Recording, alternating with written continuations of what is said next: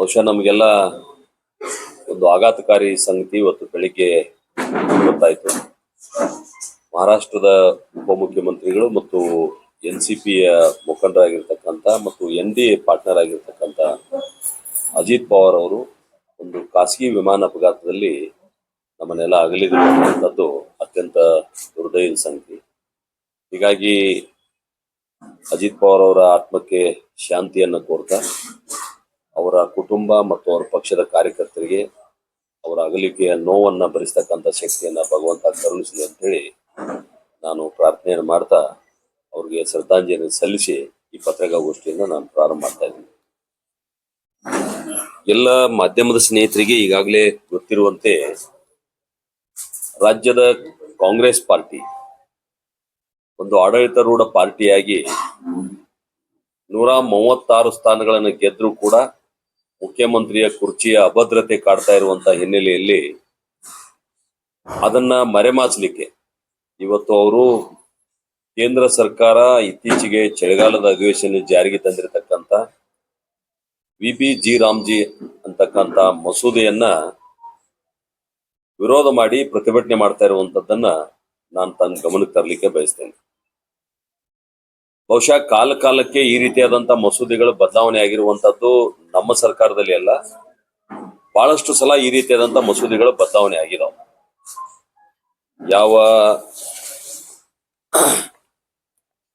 1980ರಲ್ಲಿ ಗ್ರಾಮೀಣ ಉದ್ಯೋಗ ಕಾರ್ಯಕ್ರಮ ಅಂತಿತ್ತು ಹೆಸರು. 3 ವರ್ಷ ಹೋದ ನಂತರ ಬಹಳಷ್ಟು ಬದಲಾವಣೆಗಳದು ಕಾನೂನಲ್ಲಿ. ಹೀಗಾಗಿ ಅದಾದ್ಮೇಲೆ 83ರಲ್ಲಿ ಭೂರಹಿತ ಉದ್ಯೋಗ ಖಾತ್ರಿ ಅಂತ ಬಂತು. ಅದಾದ್ಮೇಲೆ 89ರಲ್ಲಿ ಜವಾಹರ್ ರೋಜ್ಗಾರ್ ಯೋಜನೆ ಅಂತ ತಾವೆಲ್ಲ ಹೆಸರು ಕೇಳಿದಿರಿ ಅಂತ ನಾನು ಭಾವಿಸ್ತೀನಿ, ಇವೆಲ್ಲ ಹೆಸರುಗಳು. 93ರಲ್ಲಿ ಉದ್ಯೋಗ ಭರವಸೆ ಯೋಜನೆ ಅಂತ ಆಯ್ತದೆ, ಇದೇ ಕಾನೂನು. ಅದಾದ್ಮೇಲೆ 99ರಲ್ಲಿ ಸ್ವರ್ಣ ಜಯಂತಿ ಗ್ರಾಮ ಸ್ವರೋಜ್ಗಾರ್ ಯೋಜನೆ ಅಂತ ಆಯ್ತು. 2005ರಲ್ಲಿ ಇವರೇ ಕೇವಲ ನರೇಗಾ ಅಂತ ಮಾಡಿದ್ರು, ಅಂದ್ರೆ ರಾಷ್ಟ್ರೀಯ ಗ್ರಾಮೀಣ ಉದ್ಯೋಗ ಭರವಸೆ ಕಾಯ್ದೆ ಅಂತ ಮಾಡಿದ್ರು.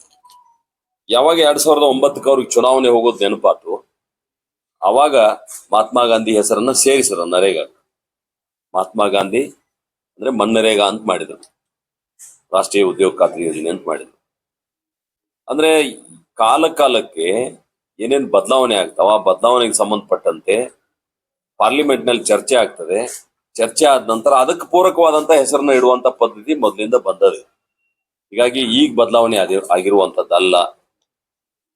ಅವರು ಬಹಳ ದೊಡ್ಡ ಪ್ರಮಾಣದಲ್ಲಿ ನಮ್ಮ ವಿರುದ್ಧ ಅಪಪ್ರಚಾರ ಮಾಡುವಂತದ್ದು ಏನಂದ್ರೆ, ಇಲ್ಲ ಮಹಾತ್ಮ ಗಾಂಧಿ ಹೆಸರು ತೆಗೆದು ಬಿಟ್ರು, ಬಹಳ ಘೋರ ಅನ್ಯಾಯ ಮಾಡಿದ್ರು ಅನ್ನುವಂಥದ್ದು ಒಂದು. ಎರಡನೇದು, ಬಡವರ ಹಕ್ಕನ್ನ ಕಿತ್ಕೊಂಡ್ರು, ಬಡವರಿಗೆ ಅನ್ಯಾಯ ಮಾಡಿದ್ರು ಅನ್ನುವಂಥದ್ದು ಎರಡು. ಪಂಚಾಯಿತಿ ಹಕ್ಕುಗಳನ್ನ ಕಡಿಮೆ ಮಾಡಿದ್ರು ಅನ್ನುವಂಥದ್ದು ಮೂರು.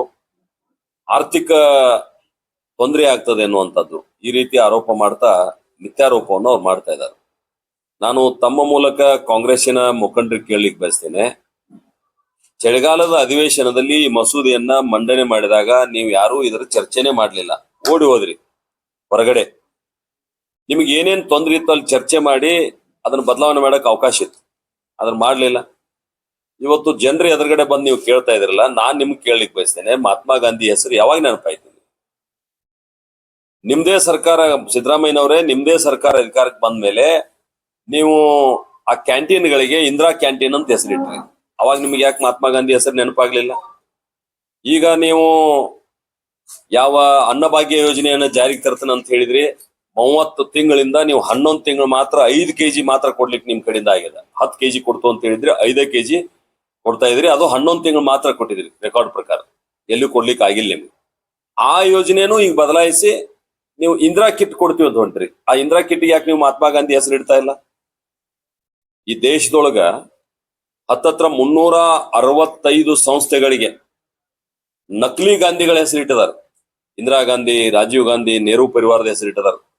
ಯೂನಿವರ್ಸಿಟಿಗಳಿಗೆ, ಗಾರ್ಡನ್ಗಳಿಗೆ, ರಸ್ತೆಗಳಿಗೆ, ಬ್ರಿಡ್ಜ್ಗಳಿಗೆ, ವಿಮಾನ ನಿಲ್ದಾಣಗಳಿಗೆ, ಆಸ್ಪತ್ರೆಗಳಿಗೆ, ಸ್ಟೇಡಿಯಂಗಳಿಗೆ, ಈ ರೀತಿ ಬೇರೆ ಬೇರೆ ಇದಕ್ಕೆಲ್ಲ ಸುಮಾರು 365ಕ್ಕಿಂತ ಹೆಚ್ಚು ಹೆಸರಿಡುವಾಗ ನಿಮಗೆ ಮಹಾತ್ಮ ಗಾಂಧಿ ಹೆಸರು ನೆನಪಾಗಲಿಲ್ಲ. ಈಗ ನಿಮ್ಗೆ ಹೆಸರು ನೆನಪಾಗ್ತಾ ಇದೆ. ಬಹುಶಃ ನನಗನ್ನಿಸ್ತದ ಮಹಾತ್ಮ ಗಾಂಧಿ ಅವ್ರಿಗೆ ಏನ್ರ ಇದ್ದಿದ್ರ ನಾವು ರಾಮನ ಹೆಸರು ಇಟ್ಟಿದ್ದನ್ನ ಅವ್ರು ಸ್ವಾಗತ ಮಾಡ್ತಿದ್ರು ಅಂತ ಅನಿಸ್ತದ ನನಗೆ. ಯಾಕಂದ್ರೆ ಅವ್ರು ರಾಮನ ಭಕ್ತರು, ರಘುಪತಿ ರಾಘವ ರಾಜಾರಾಮ್ ಪತಿತ ಪಾವನ ಸೀತಾರಾಮ್ ಅಂತ ಹೇಳಿದವ್ರು. ಹೀಗಾಗಿ ಬಹುಶಃ ಅವ್ರು ಸ್ವಾಗತ ಮಾಡ್ತಾ ಇದ್ರು. ಮಹಾತ್ಮ ಗಾಂಧಿ ಅವ್ರು ಹೇಳಿದ ಇನ್ನೊಂದು ಹೆಸರುನು ಇನ್ನೊಂದು ವಿಚಾರನು ನಾನು ನಿಮ್ಮ ಮೂಲಕ ಕಾಂಗ್ರೆಸ್ನವ್ರನ್ನ ಕೇಳಲಿಕ್ಕೆ ಬಯಸ್ತೇನೆ. ಯಾವ ಸ್ವಾತಂತ್ರ್ಯ ಹೋರಾಟದ ಸಲುವಾಗಿ ಕಟ್ಟಿದಂತ ಕಾಂಗ್ರೆಸ್ ಪಾರ್ಟಿಯನ್ನ ರಾಜಕೀಯ ಉದ್ದೇಶಕ್ಕಾಗಿ ಬಳಸಬೇಡ್ರಿ, ಅದನ್ನ ವಿಸರ್ಜನೆ ಮಾಡ್ರಿ ಅಂತ ಹೇಳಿದ್ರು. ಅದನ್ನ ಮಾಡ್ಲಿಲ್ಲ. ಬದಲಾಗಿ ನೀವು ಕಾಂಗ್ರೆಸ್ ಪಾರ್ಟಿಯನ್ನು ಒಂದು ಪೊಲಿಟಿಕಲ್ ಪಾರ್ಟಿ ಮಾಡ್ಕೊಂಡ್ಬಿಟ್ರಿ. ಅದಷ್ಟ ಮಾಡ್ಲಿಲ್ಲ. ಇಂದಿರಾ ಗಾಂಧಿಗೂ ರಾಜೀವ್ ಗಾಂಧಿಗೂ ಸಂಬಂಧ ಇಲ್ಲದಂತ ಗಾಂಧಿ ಪರಿವಾರಕ್ಕೆ ಅವ್ರಿಗೆ ಏನೂ ಸಂಬಂಧ ಇಲ್ಲ, ಆದ್ರೆ ಗಾಂಧಿ ಹೆಸರನ್ನ ನೀವು ಇಟ್ಕೊಂಡ್ಬಿಟ್ರಿ. ಹೀಗಾಗಿ ಗಾಂಧಿ ಹೆಸರನ್ನ ದುರುಪಯೋಗ ಮಾಡ್ತಾ ಇದ್ರಿ ಅಂತೇಳಿ ನಾನು ತಮ್ಮ ಮೂಲಕ ಹೇಳಲಿಕ್ಕೆ ನಾನು ಬಯಸ್ತೇನೆ. ಒಂದು ಇನ್ನೊಂದು ಅವ್ರು ಏನ್ ಆರೋಪ ಮಾಡಿದಾರ ಅಂತಂದ್ರ ಬಡವರ ಹಕ್ಕು ಕಸ್ಕೊಂಡ್ರು. ನಿಮ್ಮ ಅವಧಿಯೊಳಗೆ 100 ದಿನ ಮಾತ್ರ ಇತ್ತು ಉದ್ಯೋಗ ಖಾತ್ರಿ. ಈಗ ಅದನ್ನ ನಾವು 125 ದಿನ ಮಾಡಿದೀವಿ. ಮನಮೋಹನ್ ಸಿಂಗ್ ಇದ್ದವಾಗ ದಿನಗೂಲಿ 125 ರೂಪಾಯಿ ಮಾತ್ರ ಇತ್ತು. ನಾವು ಅದನ್ನ ಈಗ 370 ರೂಪಾಯಿ ಮಾಡಿದ್ವಿ. ಹತ್ತತ್ರ 200 ರೂಪಾಯಿ ಜಾಸ್ತಿ ಮಾಡಿದ್ವಿ. 370 ಮಾಡಿದ್ವಿ. ನಿಮ್ಮ ಅವಧಿಯೊಳಗ ಉದ್ಯೋಗ ಭರವಸೆ ಇರಲಿಲ್ಲ.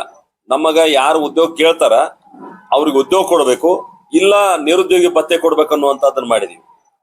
ಇನ್ನೊಂದು, ನೀವು 2-3 ತಿಂಗಳು ಬಿಟ್ಟು ಪೇಮೆಂಟ್ ಮಾಡ್ತಿದ್ರಿ.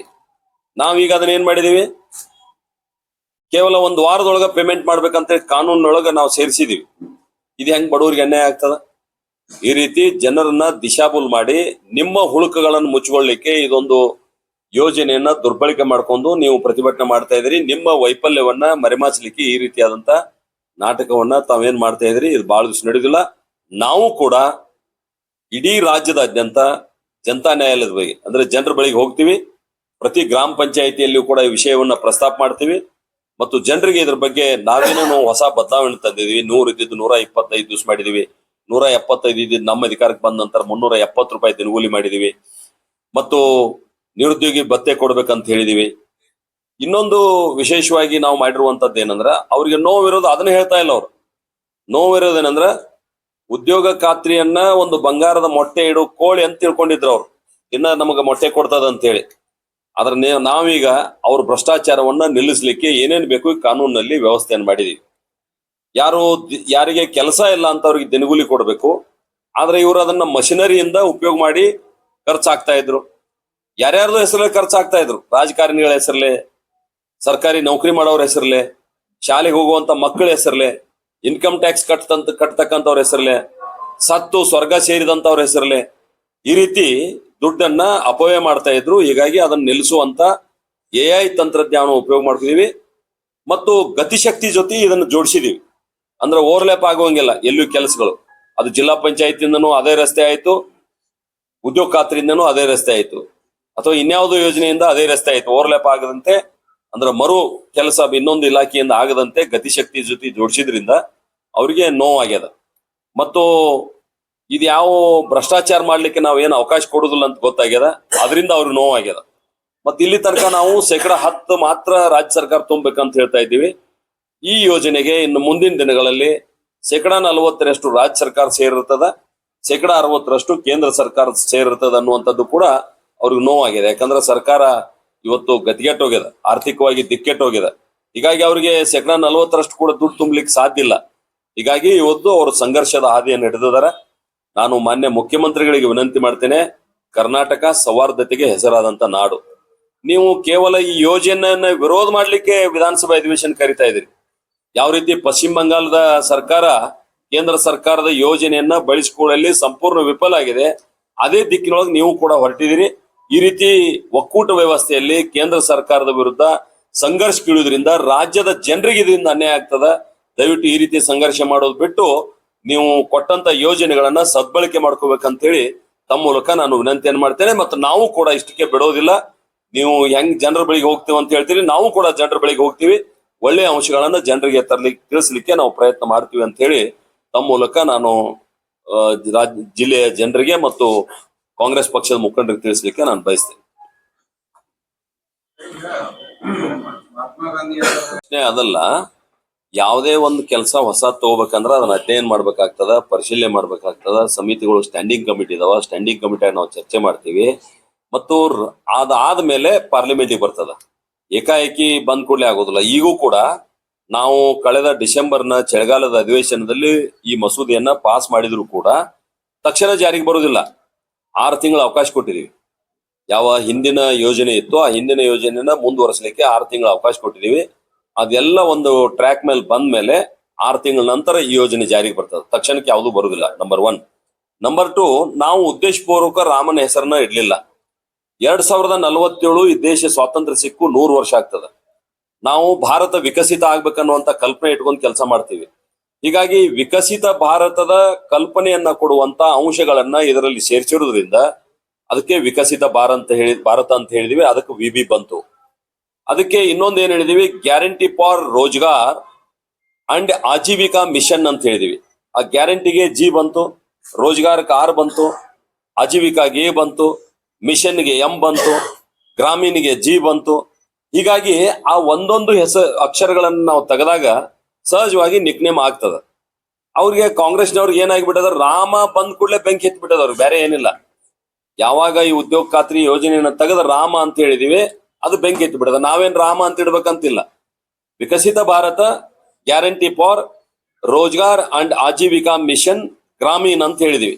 ಹೀಗಾಗಿ ಅದರ ನಿಕ್ನೇಮ್ ಜಿ ರಾಮ್ ಜಿ ಬಂತದ. ಅದಕ್ಕೆ ಅವ್ರಿಗೆ ಬೆಂಕಿ ಎತ್ಬಿಟ್ಟದ. ನಾನ್ ಕೇಳ್ತೀನಿ, ಈ ಅಂಶದಲ್ಲಿ ಈ ಕಾನೂನಿನಲ್ಲಿ ಯಾವ ಒಳ್ಳೆಯ ಅಂಶಗಳನ್ನು ಸೇರಿಸಿದೀವಿ ಅದ್ರ ಬಗ್ಗೆ ನೀವು ಬಹಿರಂಗವಾಗಿ ಚರ್ಚೆಗೆ ಬರ್ರಿ. ಒಂದೇ ವೇದಿಕೆ ಮೇಲೆ ನಾವು ಚರ್ಚೆ ಮಾಡ್ಲಿಕ್ಕೆ ರೆಡಿ ಇದೀವಿ. ಅದಕ್ಕೆ ಪಾರ್ಲಿಮೆಂಟ್ ಇತ್ತು ನಿಮ್ಗೆ ಚರ್ಚೆ ಮಾಡ್ಲಿಕ್ಕೆ. ಅದನ್ನ ದುರುಪಯೋಗ ಪಡಿಸ್ಕೊಂಡ್ರಿ. ಯಾವತ್ತೂ ನೀವು ಅಲ್ಲಿ ಕುಂತ್ ಚರ್ಚೆ ಮಾಡ್ಲಿಲ್ಲ. ಅದನ್ನ ಬಂದು ಈಗ ಜನರಿಗೆ 101 ಸುಳ್ಳನ್ನ 100 ಬಾರಿ ಹೇಳೋದ್ರ ಮುಖಾಂತರ ಅದು ಸತ್ಯ ಅಂತ ಏನ್ ಸಾಧನೆ ಮಾಡಿಕೊಂಡಿದ್ದೀರಿ, ಅದನ್ನ ತಡೆಯುವಂತ ಶಕ್ತಿ ನಮ್ಮ ಕಾರ್ಯಕರ್ತರಿಗಿದೆ. ನಾವು ಜನರ ಬಳಿಗೆ ಹೋಗ್ತೀವಿ. ಸಹಜವಾಗಿ ನಾನು ಅದನ್ನ ನಿಮ್ಗೆ ಉದಾಹರಣೆ ಕೊಟ್ಲ. 19 ಅಲ್ಲ ನಾನ್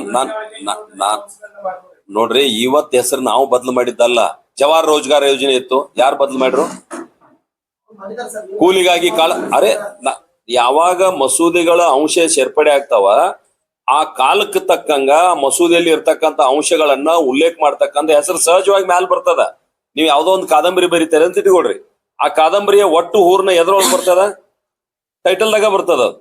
ಹೀಗಾಗಿ ಯಾವುದೇ ಮಸೂದೆಯೊಳಗ ಏನೇನ್ ಅಂಶಗಳು ಸೇರ್ತಾವ ಆ ಟೈಟಲ್ ಹೆಸರು ಅಲ್ಲಿ ಬರ್ತದ. ಬಂದಾಗ ಈ ಹೆಸರು ಬಂದದ.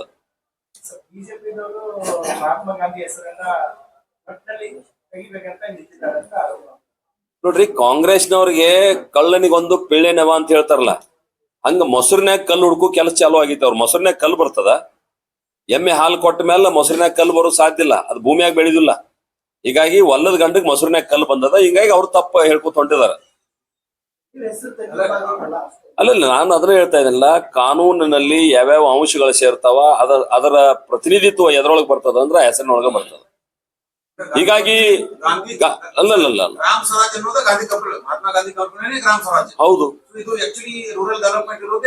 ಗ್ರಾಮ ರಾಜ್ಯದಲ್ಲಿ ರಾಮರಾಜ್ಯ ಕಾಂತನ ಅಂತ ಹೇಳಿದ್ರು ಮಹಾತ್ಮ ಗಾಂಧೀಜಿ ಅವರು. ಅಲ್ಲ, ನಾನು ಅರ್ಥ ಹೇಳ್ತಾ ಇದ್ದಲ್ಲ, ಗ್ರಾಮ ರಾಜ್ಯದಿಂದ ನಾನು ಅರ್ಥ ಹೇಳ್ತಾ ಇದ್ದಲ್ಲ, ಗ್ರಾಮ ರಾಜ್ಯದಿಂದ ರಾಮರಾಜ್ಯ ಕಾಂತು ಅಂತ ಹೇಳ್ತಾರೆ ಮಹಾತ್ಮ ಗಾಂಧಿ ಅವರು. ಮಹಾತ್ಮ ಗಾಂಧಿ ಅವರ ರಾಮನ ಹೆಸರು ಹೇಳ್ತಾಗ ಉಳಿದವ್ರು ಯಾಕಂದ್ರೆ ಬೇಜಾರ್ ಮಾಡ್ಕೋತಾರ ಅಂತ ನಾ ಕೇಳ್ತಾ ಇದ್ದೀನಿ. ಅಲ್ಲಲ್ಲ, ಪ್ರಶ್ನೆ ಅದಲ್ರಿ. ಮಹಾತ್ಮ ಗಾಂಧಿ ಅವರ ರಾಮನ ಒಪ್ಪಿಕೊಂಡದಾರ, ಗ್ರಾಮದಿಂದ ರಾಮರಾಜ್ಯ ಅಂತ ಹೇಳಿದಾರ. ನಾನು ಅದ ಹೇಳಿದಿಲ್ಲ ಪ್ರಾರಂಭದಾಗ. ಬಹುಶಃ ಮಹಾತ್ಮ ಗಾಂಧಿ ಅವ್ರು ಇದ್ರ, ನೀವ್ ಯಾರೇ ಪತ್ರಕರ್ತರ ಅವ್ರ ಪ್ರಶ್ನೆ ಕೇಳಿದ್ರ ಅದನ್ನ ನಾನು ಸ್ವಾಗತ ಮಾಡ್ತಿದ್ರ ಅವ್ರು ಅಂತ ಹೇಳಿದ್ದೇನೆ. ಅಲ್ಲ, ಅದು ಆಧಾರ ಅದಲ್ಲ. ಯಾಕೆ ಆಧಾರ? ಅದಕ್ಕೆ ಅಲ್ಲ, ಹೈಪೋಥೆಟಿಕಲ್ ಅಲ್ಲ. ಆಧಾರ ಏನದ ಅಂದ್ರ ಮಹಾತ್ಮ ಗಾಂಧಿ ಅವರು ರಾಮನನ್ನ ಒಬ್ಬ ಆದರ್ಶ ಪುರುಷ ಅಂತ ನಂಬಿದ್ರು ಅನ್ನುವಂತ ಕಾರಣದಿಂದ ಅದನ್ನ ಹೇಳ್ತಾ ಇದ್ದೇವೆ. ಪ್ರಶ್ನೆ ಅದಲ್ರಿ. ನಂದೇನು ಮಹಾತ್ಮ ಗಾಂಧಿ ಅವ್ರು ನಡೆದು ಬಂದಂತ ಹಾದಿ ಮೇಲೆ ಹಿಂಗ ಆಗ್ಬಹುದು ಹೇಳ್ತೀರಿ ಇಲ್ಲ ನೀವು? ಹಂಗೆ ಇದೆ. ವಿರೋಧಿ ಅಲ್ಲ. ಮಹಾತ್ಮ ಗಾಂಧಿ ಅವ್ರನ್ನ ನಾವು ಪ್ರೀತಿ ಮಾಡಿದಷ್ಟು ಕಾಂಗ್ರೆಸ್ನವ್ರು ಪ್ರೀತಿ ಮಾಡ್ಲಿಕ್ಕೆ ಸಾಧ್ಯನೇ ಇಲ್ಲ. ಮಹಾತ್ಮ ಗಾಂಧಿಯ ಆಚಾರ ವಿಚಾರಗಳನ್ನ ನಮ್ಮ ಆಡಳಿತ ವ್ಯವಸ್ಥೆಯಲ್ಲಿ ಜಾರಿಗೆ ತಂದಂತ ಮೊದಲನೇ ಸರ್ಕಾರ ನಮ್ಮ. ಅರೆ ಹೆಸರಿನೊಳಗೆ ಏನಿಲ್ರಿ ಇದು.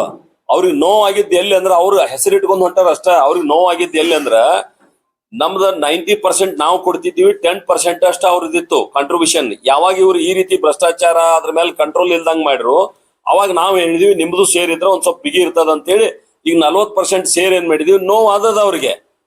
ಆಮೇಲೆ ಎರಡನೇದ್ದು, ನಾವು ಗತಿಶಕ್ತಿ ಯೋಜನೆ ಕೆಳಗಡೆ ಇದನ್ನ AI ತಂತ್ರಜ್ಞಾನದ ಮೂಲಕ ಅಲ್ಲಿ ತಮ್ಮ ಇಂಪ್ರೆಷನ್ ಕೊಡ್ಬೇಕಾಗ್ತದೆ ಕೆಲ್ಸಕ್ಕೆ ಹೋದವರು.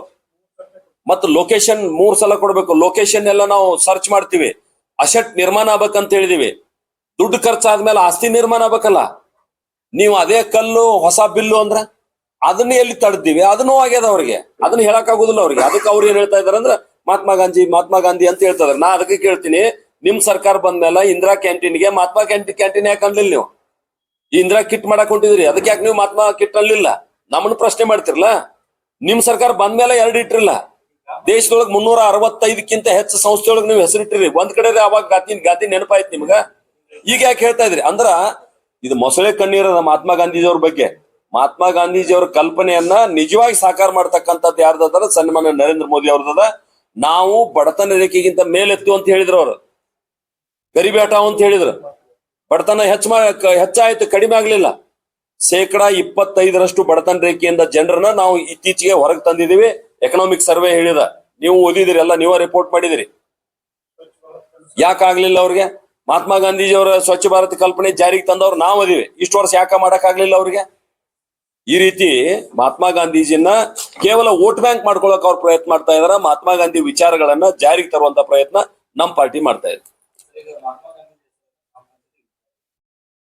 ಗ್ರಾಮ ಪಂಚಾಯತಿ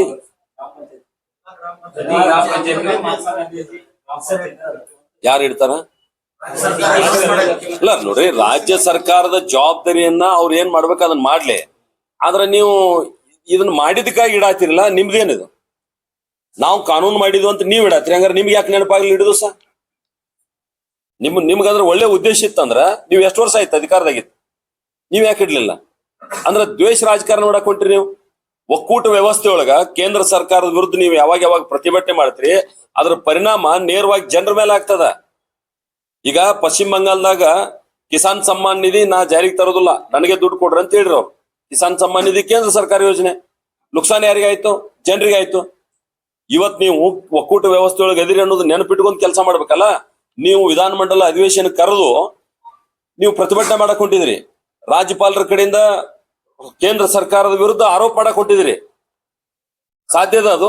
ಆರೋಪ ಮಾಡ್ತಾರೆ. ಒಕ್ಕೂಟ ವ್ಯವಸ್ಥೆಯಲ್ಲಿ ಕೇಂದ್ರ ಸರ್ಕಾರ ರಾಜ್ಯ ಸರ್ಕಾರಗಳಿಗೆ ಗವರ್ನರ್ ಮಿಸ್ಯೂಸ್ ಮಾಡ್ಕೊಂಡು ಅವ್ರು ಹೇಳಿದೆಲ್ಲ ಕೇಂದ್ರ ಸರ್ಕಾರ ಮಾಡತಾರೆ. ನೋಡ್ರಿ, ಎಲ್ಲಿ ತಮಿಳುನಾಡು ಗವರ್ನರ್ ಎಲ್ಲಿ ಬಿಜೆಪಿ ಏತರ ಸರ್ಕಾರಗಳಾದವು ಅಲ್ಲೆಲ್ಲ ಗವರ್ನರ್ ಬಿಜೆಪಿ ಏತರ ಸರ್ಕಾರ ಬಿಜೆಪಿ ಇಲ್ಲ, ಆರೋಪ ಉಲ್ಟಾ ಅದ. ಬಿಜೆಪಿ ಏತರ ಸರ್ಕಾರಗಳು ಎಲ್ಲಿದಾವ ನಮ್ಮ ಹೆಸರು ಕೆಡಿಸ್ಲಿಕ್ಕೆ ಅವ್ರು ದುರುಪಯೋಗ ತಗೋತಾ ಇದಾರೆ. Governor neutral. ಹೌದು ಹೌದು, ಪ್ರಶ್ನೆ ಇಲ್ಲ. ಅವ್ರ ಪಕ್ಷಾತೀತ ಅವ್ರು. ನೋಡ್ರಿ, ಪಕ್ಷದ ಸಾಮಾನ್ಯ ಸದಸ್ಯತ್ವಕ್ಕ ತಾವರ್ ಚಂದ್ ಗೆಹ್ಲೋಟ್ ಅವ್ರು ರಾಜೀನಾಮೆ ಕೊಟ್ಟ ಇಲ್ಲಿ ರಾಜ್ಯಪಾಲರಾಗಿದ್ದಾರೆ. ಹಾ, ಟೆಕ್ನಿಕಲ್ ಅಲ್ಲ, ಕೆಲಸನೂ ಸರಿಯಾಗಿ ಮಾಡ್ತಾ ಇದಾರೆ.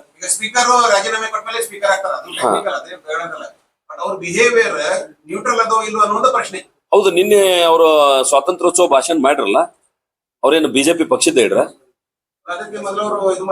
ಏನ್ ಮಾಡಿದ್ರು ನೋಡ್ರಿ. ಯಾವಾಗ ನೀವು ಹೌದು, ಯಾಕೆ ಹೋದ್ರು? ಅವ್ರು ಕರೆದು ಹೇಳ್ರು ಸಂಘರ್ಷ ಕಿಡಿಯುವಂತ ವಿಚಾರಗಳು ಇದ್ರಾಗದಾವ, ಇದನ್ನ ತೆಗಿರಿ ಅಂತ ಹೇಳಿದ್ರು. ತೆಗಿಲಿಲ್ಲ ಅವರು. ತೆಗಿಲಿಲ್ಲ ಅಂದ್ಮೇಲೆ ಸದನಕ್ಕೆ ಗೌರವ ಕೊಡುವಂತ ರೀತಿಯೊಳಗ ಮೊದಲನೇ ಸಾಲ ಕೊನೆಯ ಸಾಲ ಹೋದ್ರು, ಸದನಕ್ಕೆ ಗೌರವ ಕೊಟ್ಟು ಹೋದ್ರು. ನೀವು ಈ ರೀತಿ ಉದ್ದಟತನ ಮಾಡಿ ರಾಜ್ಯಪಾಲರನ್ನ ಅಡ್ಡಗಟ್ಟಿ ಮ್ಯಾನ್ ಹ್ಯಾಂಡಲ್ ಮಾಡಕ್ ಹೊಂಟಿದ್ರಲ್ಲ, ನಿಮ್ದೇನಿದು? ಸರ್ಕಾರನ ನೇರವಾಗಿ ಗುಂಡಾಗಿರಿಗೆ ಇಳ್ತದ? ಇದು ಒಳ್ಳೆ ಬೆಳವಣಿಗೆ ಅಲ್ಲಲ್ಲ.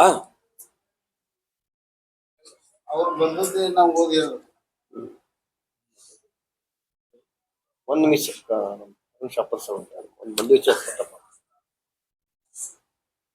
ಮೊನ್ನೆ ರಾಜ್ಯಸಭಾ ಸದಸ್ಯರಾಗಿರುವಂತ ಹಿರಣ್ಯ ಕಾಗಡಿ ಅವರು ಈಗಾಗಲೇ ಸರ್ಕಾರ ಇರಲೇಬಾರದು ಅನ್ನುವಂತ ಜನರ ತೀರ್ಮಾನ ಇದೆ.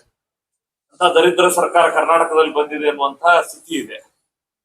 ವಿಶೇಷವಾಗಿ ಇತ್ತೀಚೆಗೆ ನಡೆದಿರುವಂತ ಘಟನೆ ಯಾವುದು ಅಂತ ಹೇಳಿದ್ರೆ, ಅಬಕಾರಿ ಇಲಾಖೆಯಲ್ಲಿ ಒಬ್ರು DC ಲೆವೆಲಿನ ಅಧಿಕಾರಿ ಲೋಕಾಯುಕ್ತದ ಕೈಗೆ ರೆಡ್ ಹ್ಯಾಂಡ್ ಆಗಿ ಸಿಕ್ಕಾಕೊಂಡ.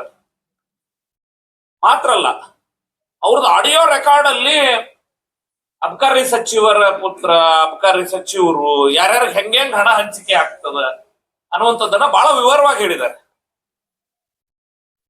ನನಗನ್ನಿಸ್ತದ ಈ ಸರ್ಕಾರ ನಡೀತಿರೋ ರೀತಿಯನ್ನ ಆ ಪ್ರಕರಣ ಒತ್ತಿ ಹೇಳಿದೆ. ಅಷ್ಟು ಮಾತ್ರ ಅಲ್ಲ, ಈ ಅಬಕಾರಿ ಸನ್ನದುದಾರರ ಸಂಘದ ಅಧ್ಯಕ್ಷರು ಅವರು ಪ್ರೆಸ್ ಮೀಟ್ ಮಾಡಿ ಹೇಳ್ಯಾರ ಸುಮಾರು 2,000 ಲೈಸೆನ್ಸ್ಗಳಿಗೆ ಹಣ ತಗೊಂಡು ಲೈಸೆನ್ಸ್ ಕೊಡು ಕೆಲಸ ಮಾಡಿದ್ದಾರೆ ಅನ್ನುವಂತ ಆರೋಪವನ್ನ ಮಾಡಿದ್ದಾರೆ. ನಾವು ಹಲವಾರು ಬಾರಿ ರಾಜ್ಯದ ಮುಖ್ಯಮಂತ್ರಿಗಳಾಗಿರುವಂತ ಸನ್ಮಾನ್ಯ ಸಿದ್ದರಾಮಯ್ಯನವ್ರಿಗೂ ಭೇಟಿಯಾಗಿ ಹೇಳಿದ್ದೀವಿ ಅಬಕಾರಿ ಸಚಿವರ ಮೇಲೆ ದೂರು. ಇದು ಒಂದೇ ಸಲ ಅಲ್ಲ, ಅಬಕಾರಿ ಇಲಾಖೆಯೊಳಗ ವರ್ಗಾವಣೆ ಇರಬಹುದು, ಲೈಸೆನ್ಸಿಂಗ್ ಇರಬಹುದು, ಅಥವಾ ಅವ್ರ ನೇಮ್ ಚೇಂಜ್ ಇರಬಹುದು, ಹಲವಾರು ಸಂಗತಿಗಳಿಗೆ ಪ್ರೈಸ್ ಲಿಸ್ಟ್ ಹಾಕ್ಬಿಟ್ಟಾರ ಅವರು, ರೇಟ್ ಬೋರ್ಡ್ ಹಾಕ್ಯಾರ. ಒಂದ್ ರೀತಿ ಇದು ರೇಟ್ ಬೋರ್ಡ್ ಸರ್ಕಾರ. ಇದಕ್ಕ ನೀವು ತಕ್ಷಣ ಕ್ರಮ ಕೈಗೊಳ್ಳಬೇಕು, ಅಬಕಾರಿ ಸಚಿವರನ್ನ ವಜಾ ಮಾಡಬೇಕು ಅನ್ನೋ ರೀತಿಯಲ್ಲಿ ಸಾಕಷ್ಟು ಬಾರಿ ಹೇಳಿದ್ರು. ಸಿದ್ದರಾಮಯ್ಯನವರು ಸ್ಪಂದಿಸ್ತಾ ಇಲ್ಲ. ಒಂದ್ ರೀತಿ ಹೆಸರಿಗೆ ಅಬಕಾರಿ ಸಚಿವರನ್ನ ಇಟ್ಟು ನನಗನ್ನಿಸ್ತದ ಸನ್ಮಾನ್ಯ ಮುಖ್ಯಮಂತ್ರಿಗಳೇ, ಈ ರಾಜ್ಯದ ಅತಿ ದೊಡ್ಡ ಆದಾಯದ ಮೂಲ ಯಾವ್ದಂದ್ರೆ ಅಬಕಾರಿನೇ. ಯಾವ್ದಕ್ಕ? ಸರ್ಕಾರದ ಬೊಕ್ಕಸಕ್ಕೂ ಹೌದು, ಅವರ ದಂಧೆಗೂ ಹೌದು ಅನ್ನೋಂಥ ಸ್ಥಿತಿ ನಿರ್ಮಾಣ ಆಗಿದೆ. ತಕ್ಷಣ ನಾನು ನಿಮ್ಮ ಮೂಲಕ ಆಗ್ರಹ ಮಾಡ್ತೀನಿ, ಏನಾಗಿದೆ ಅನ್ನೋದು ಒಂದು ವಿವರವಾದಂತ ತನಿಖೆ ಆಗತ್ತೆ. ಸಚಿವರನ್ನ ವಜಾಗೊಳಿಸಿ ಒಂದು ಉನ್ನತ ಮಟ್ಟದ ತನಿಖೆ ನಡೆಸಿ. ಇದ್ರೆ ಸನ್ಮಾನ್ಯ ಮುಖ್ಯಮಂತ್ರಿಗಳೇ, ಹಣಕಾಸು ಆದಾಯದ ಮೂಲ ಅಬಕಾರಿ ಆಗಿರೋದ್ರಿಂದ ನಿಮ್ಮ ಇನ್ವಾಲ್ವ್ಮೆಂಟ್ ಅದು ಅಂತ ಹೇಳಿ ಜನ ಮಾತಾಡೋ ಸ್ಥಿತಿ ನಿರ್ಮಾಣ. ಇಷ್ಟೆಲ್ಲ ಆದ ನಂತರ ಸಿಎಂ ಯಾಕೆ ಅವ್ರ ಮೇಲೆ ಕ್ರಮ ಕೈಗೊಳ್ಳುತ್ತಿಲ್ಲ? ಯಾಕಂತಂದ್ರ ನೇರವಾಗಿ ಹಣಕಾಸು ಇಲಾಖೆ ಅಧಿಕಾರಿಗಳೇ ಅಬಕಾರಿಯನ್ನ ಹ್ಯಾಂಡಲ್ ಮಾಡ್ತಾರ. ಎಲ್ಲಿ ಸಿದ್ದರಾಮಯ್ಯನವರ ಇನ್ವಾಲ್ವ್ಮೆಂಟ್ ಅದಾರನ್ನು ಒಂದ್ ಹೇಳ್ತಾರಲ್ಲ, ಕೋತಿ ತಾತಿಂದು ಯಾರೋ ಮುಖಕ್ಕೆ ಒರೆಸ್ತು ಅನ್ನೋ ರೀತಿಯೊಳಗ ಇದ್ರೊಳಗೆ ಯಾರು ತಿಂದು ಯಾರ ಮುಖಕ್ಕೆ ಒರೆಸಾಕತ್ತಾರ ಅನ್ನೋಂಥ ಸ್ಥಿತಿ, ಊಹಾಪೋಹಗಳು, ಗುಮಾನಿ ನಿರ್ಮಾಣ ಆಗಿದೆ. ಅದು ಆಗುವವರೆಗೂ ನಿಮ್ಮ ಸಚಿವರನ್ನ ನೀವು ಸಂಪುಟದಿಂದ ವಜಾ ಮಾಡ್ರಿ, ಉನ್ನತ ಮಟ್ಟದ ತನಿಖೆಯನ್ನ ಮಾಡಿ ಅನ್ನುವಂತ ಆಗ್ರಹವನ್ನು ಮಾಡ್ತೇನೆ. ಇರದೇ ಇದ್ರೆ ನಿಮ್ಮ ಇಂಟಿಗ್ರಿಟಿ ಬಗ್ಗೆನೂ ಕೂಡ ರಾಜ್ಯದ ಜನತೆ ಯೋಚನೆ ಮಾಡ್ಬೇಕಾಗ್ತದೆ ಅನ್ನುವಂತಹ ಸಂಗತಿಯನ್ನು ಈ ತಮ್ಮ ಮೂಲಕ ಹೇಳ್ತಾರೆ. ಎಸ್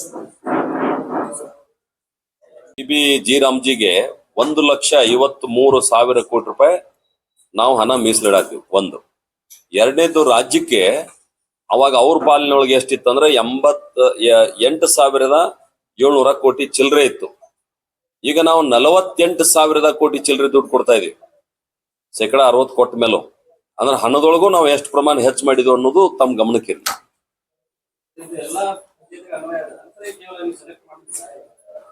ಮೊದಲಿದ್ದಂಗ ಪಂಚಾಯಿತಿ ಅವರ ಆಕ್ಷನ್ ಪ್ಲಾನ್ ತಯಾರು ಮಾಡ್ತಾರೆ. ಪಂಚಾಯಿತಿ ಹಕ್ಕು ಯಾವುದೂ ಕಡಿಮೆ ಆಗಿಲ್ಲ. ಈಗೂ ಕೂಡ ಪಂಚಾಯಿತಿ ಅವರು ಅದನ್ನ ಎಕ್ಸಿಕ್ಯೂಷನ್ ಮಾಡ್ತಾರೆ.